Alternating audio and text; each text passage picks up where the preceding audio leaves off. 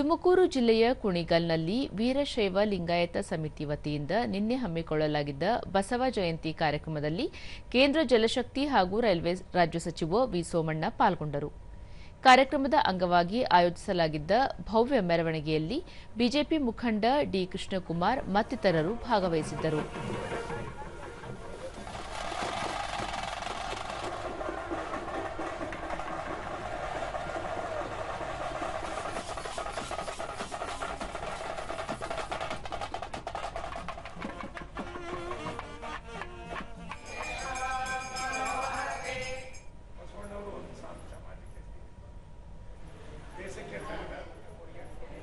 ಬಳಿಕ ವಿ ಸೋಮಣ್ಣ ದೇಶದ ಸಾಮಾಜಿಕ ವ್ಯವಸ್ಥೆಗೆ ಜಗದ್ಗುರು ಬಸವಣ್ಣನವರ ಕೊಡುಗೆ ಅಪಾರವಾಗಿದೆ ಎಂದು ಸ್ಮರಿಸಿದರು.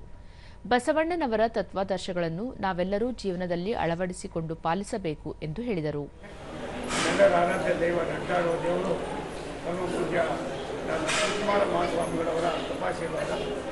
ನನಗೆ ಖುಷಿ ಆಯಿತು. ದೇವಸ್ಥಾನ ತುಂಬ ಚೆನ್ನಾಗಿ ಮಾಡಿದ್ದೀರಿ. ಒಂದು ಕೃಷ್ಣಕುಮಾರ್ ಅವರು ಹೇಳ್ತಾ ಇದ್ರು,